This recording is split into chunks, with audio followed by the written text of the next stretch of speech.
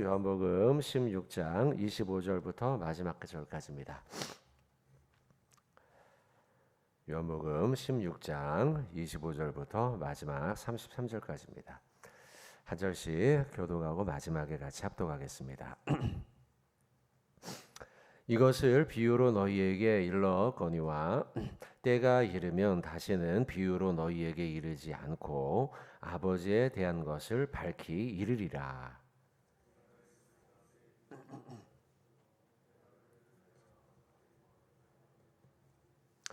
이는 너희가 나를 사랑하고 또 내가 아버지께로부터 온 줄 믿었으므로 아버지께서 친히 너희를 사랑하심이라.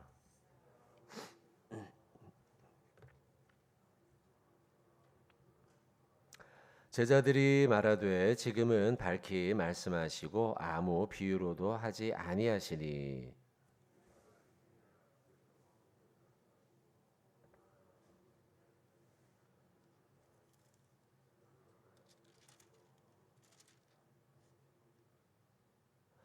예수께서 대답하시되 이제는 너희가 믿느냐.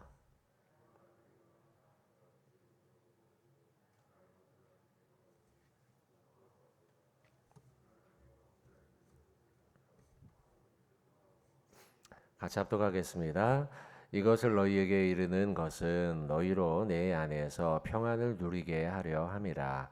세상에서는 너희가 환난을 당하나 담대하라. 내가 세상을 이겼노라. 아멘. 오늘 이제 예수님의 비유의 말씀들이 또 십자가에 달리시기 전 제자들에게 긴 설교의 말씀이 마무리가 되는 부분입니다. 뭐 이렇게 앞으로 한번 보세요. 16장도 쭉 보시고 15장도 보시고 또 14장도 보시면 여러분 성경에 다 빨간색이죠. 보통 빨간색은 이제 예수님의 말씀하신 부분들을 빨간색으로 표시했죠. 그죠? 그래서 빨간색 외에 검은색은 거의 보이지 않죠. 굉장히 긴 예수님의 말씀과 설교, 또 그 과정 속에서는 포도나무 비유도 나오고 여러 가지 비유의 말씀들을 쭉 하시죠. 그러니까 이제 그때까지는 어려웠어요. 예수님의 말씀을 이해하기가 어려웠어요. 또 예수님이 십자가의 죽으심에 대해서 이제 예언과 또 비유적 말씀들을 쭉 하셨기 때문에 이걸 제대로 이해하지 못했어요. 그러다가 오늘 25절부터 28절 뒷부분에서는 예수님이 아주 실제적인 말씀들에 대해서 말씀하십니다. 또 내가 감과 떠나감이죠. 그리고 다시 그곳 천국에서 뭐 이런 말씀들을 실제적으로 하시니까 이제 29절에 제자들이 이렇게 말하죠. 제자들이 말하되 지금은 밝히 말씀하시고 아무 비유로도 아니하시니 이 30절에 우리가 지금해야 좀 알겠습니다. 이제 이렇게 제자들이 예수님께 말씀하시죠. 그러면서 예수님께서 자신의 선생님이셨죠. 선생님이신 우리 예수님께서 하나님으로부터 나오심을 우리가 믿습니다. 이렇게 말씀하죠. 그러니까 또 예수님이 그들에게 또 대답하십니다. 예수께서 대답하시되 31절에 이제는 너희가 믿느냐 이렇게 이제 말씀하시죠. 그러면서 마무리하고 또 기도하는 장면이 17장 내일 본문으로 이어지죠. 그 가운데 25절 말씀을 보시면 이것을 비유로 너희에게 일렀거니와 지금까지 비유로 전한 것이죠. 일렀거니와 때가 이르면 다시는 비유로 너희에게 이르지 않고 밝히 이르게 될 때가 온다. 때가 이르면이라는 그 어떤 때를 이제 이야기하셨어요. 근데 이 때는 물론 예수님이 십자가에 달려 죽으시고 난 이후 크게 보면 그렇죠. 그렇지만 이 때는 오순절 성령 강림의 때를 우리가 가리킨다라고 이해하면 되겠습니다. 오순절 성령 강림은 예수님이 돌아가시고 난 이후에 이제 한 2달여 후 아닙니까? 이때 성령 강림절이 될 때를 의미하는 이때이죠. 자, 보통 우리가 때라는 시간에 대해서 좀 생각을 해보면 때는 두 가지로 우리가 생각할 수 있어요. 첫째는 사람이 정한 때가 있을 수 있고요. 또 둘째는 하나님이 정하신 때가 있죠. 그리고 이때 지금 여기서 말하는 그 이때가 이르면 이때는 물론 당연히 하나님이 정하신 때죠. 성령 강림 저를 의미하는 하나님이 정하신 때, 오순절께서 성령께서 임하시는 때이죠. 하나님이 정하신 때예요.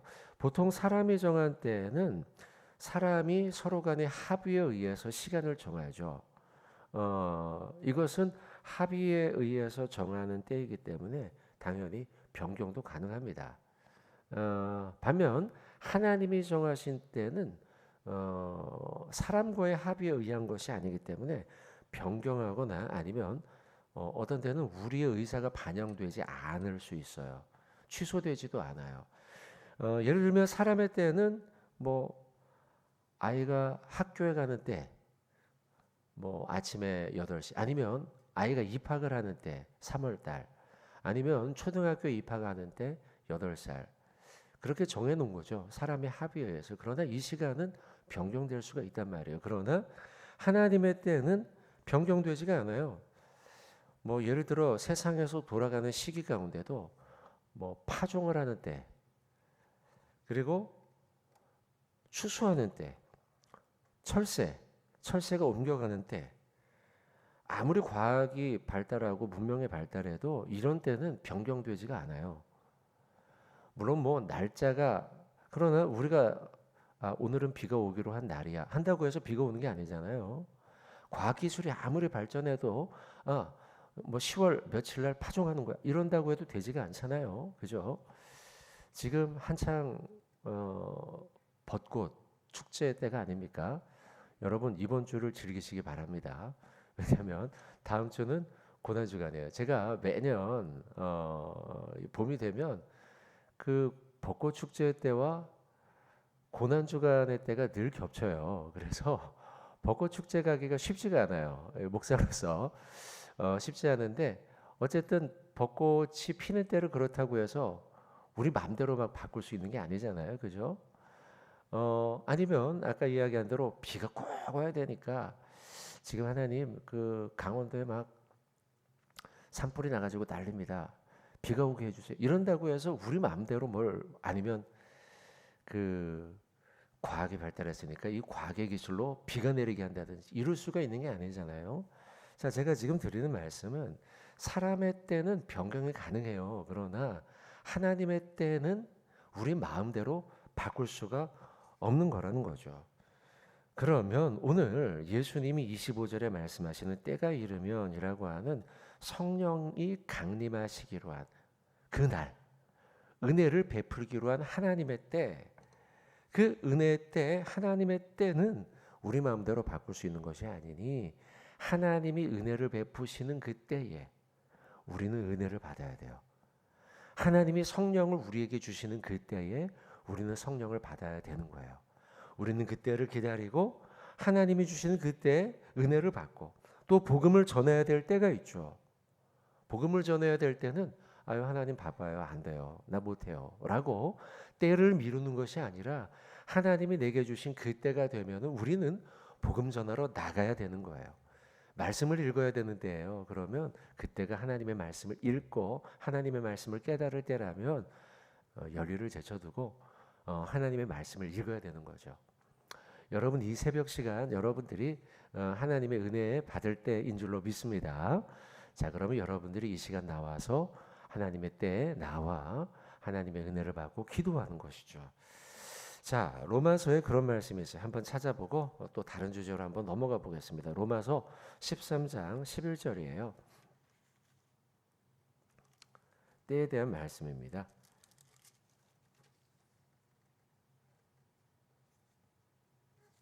로마서 13장 11절, 때에 대한 말씀을 로마서에도 기록을 해놨어요. 같이 한번 로마서 13장 11절의 말씀 한번 같이 봉독하겠습니다. 또한 너희가 이 시기를 알거니와 자다가 깰 때가 벌써 되었으니 이는 이제 우리의 구원이 처음 믿을 때보다 가까웠음이라. 아멘. 이 시기를 알거니와 자다가 깰 때가 벌써 되었다라고 말씀하고 있죠. 하나님의 때, 깨어날 때, 은혜를 받을 때, 복음을 전파할 때, 말씀을 읽어야 할 때, 찬양을 해야 할 때, 하나님을 위해서 일해야 할 때, 하나님의 때가 있어요. 여러분들 나 개인을 향한 그 때가 되면 여러분들 그때를 미루지 말고 우리는 깨어서 하나님의 사명을 감당하고 은혜를 받아야 할 줄로 믿습니다. 오늘이 그런 날 되길 바랍니다. 자, 오늘 본문 다시 한번 넘어가서 한 가지 주제 더 보도록 하겠습니다. 오늘 본문은 어려운 내용이 없어서요. 쭉 넘어가서 32절의 말씀을 보세요. 보라, 너희가 다 각각 제 곳으로 흩어지고 나를 혼자 둘 때가 오나니 벌써 왔도다. 예수님에게도 이런 때가 있었어요. 자, 이 말씀 보면 예수님에게 좋은 때입니까? 나쁜 때입니까? 나쁜 때죠.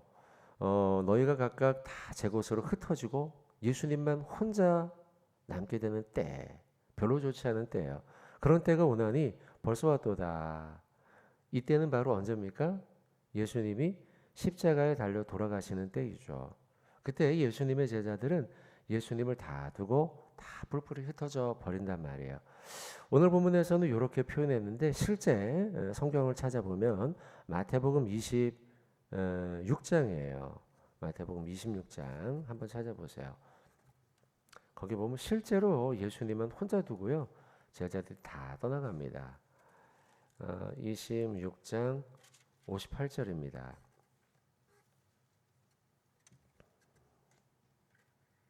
예수님이 붙잡히시던 때죠. 자, 마태복음 26장 58절. 자, 거기 한번 같이 읽어볼까요?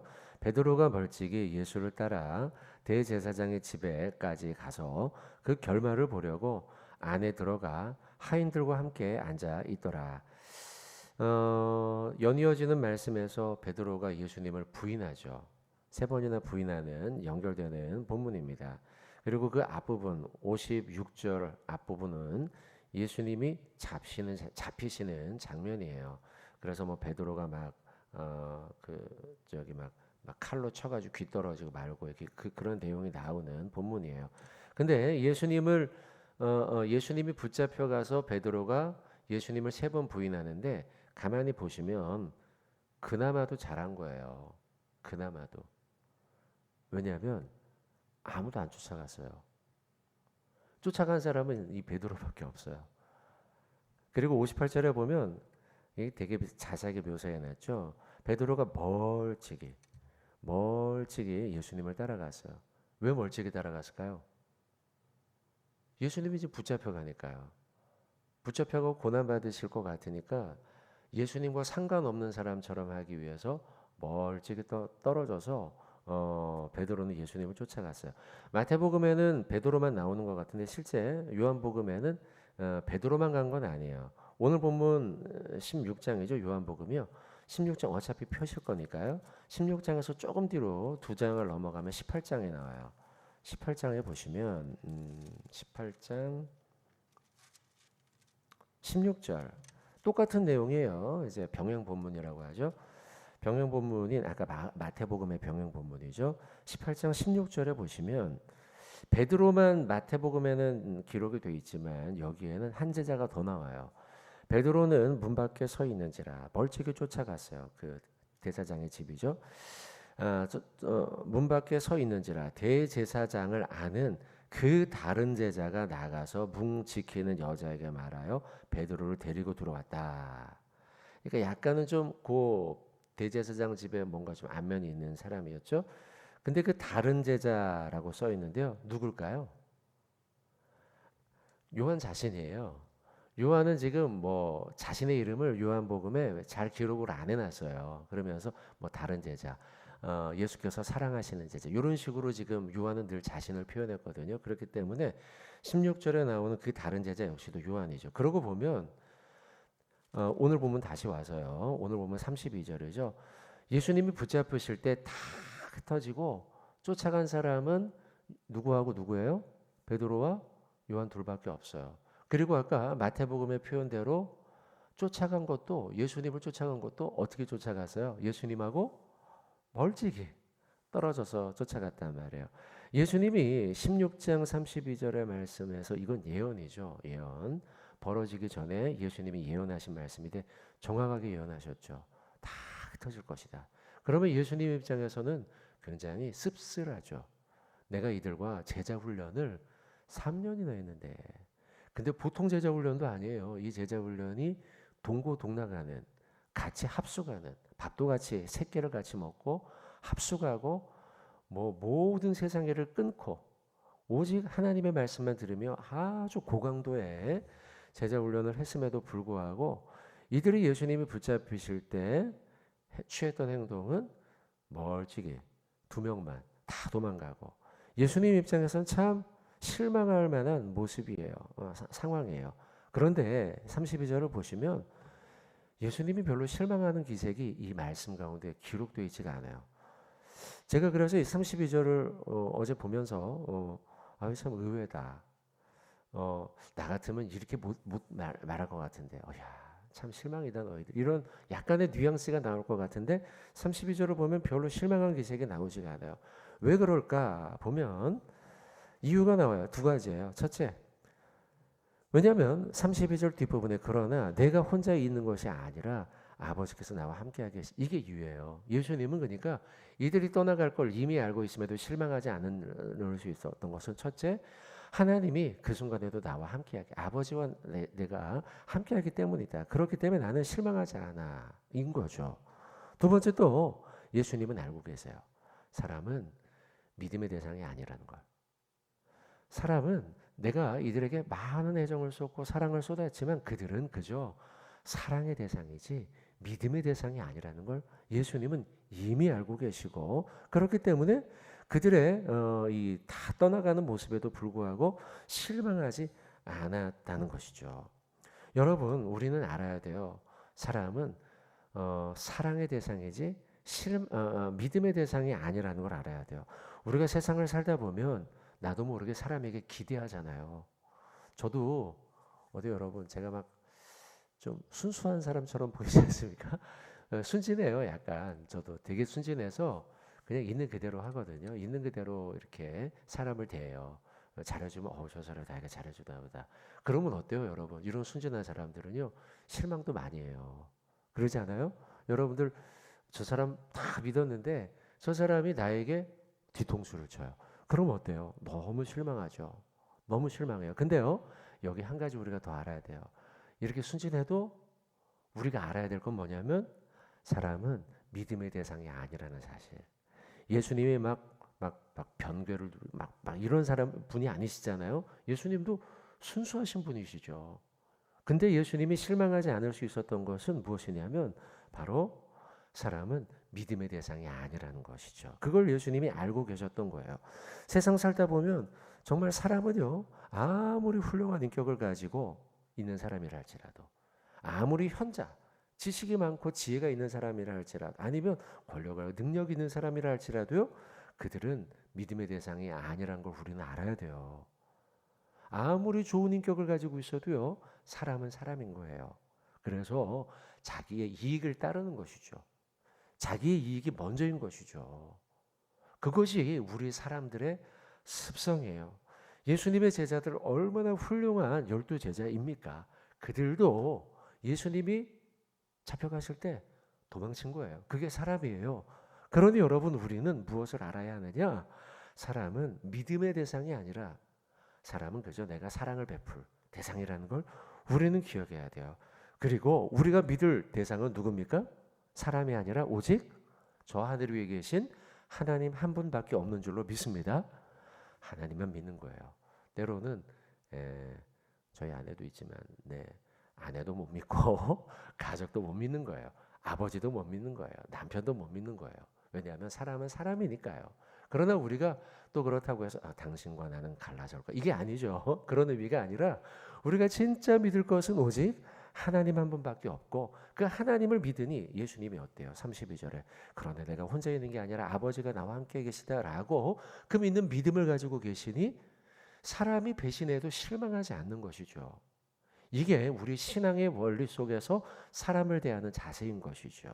그래서 우리가 믿는 대상은 오직 하나님 한 분밖에 없다. 자, 말씀 한번 찾고 말씀 맺겠습니다. 성경 찾고 디모데후서 2장 13절 한번 우리 말씀 마지막으로 봉독하고 말씀 맺겠습니다. 디모데후서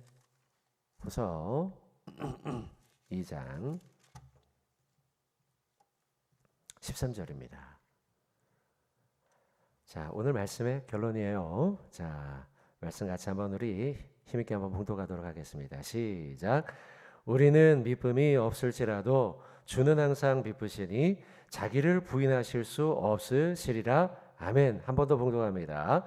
우리는 미쁨이 없을지라도 주는 항상 미쁘시니 자기를 부인하실 수 없으시리라. 아멘. 우리는 미쁨이라는 단어는 믿을만하다라는 뜻이죠. 우리는 믿을만한 게 구석이 하나도 없는 인간들이지만 주님은, 하나님은 항상 믿을만한 분이시다, 신뢰해도 된다라는 것이죠. 사랑하는 성도 여러분들, 오늘 하루 사람을 신뢰하지 말고 하나님 아버지를 신뢰하고 믿음으로 살아가시는 저와 여러분들 복된 하루 되시길 주님의 이름으로 축원을 드립니다.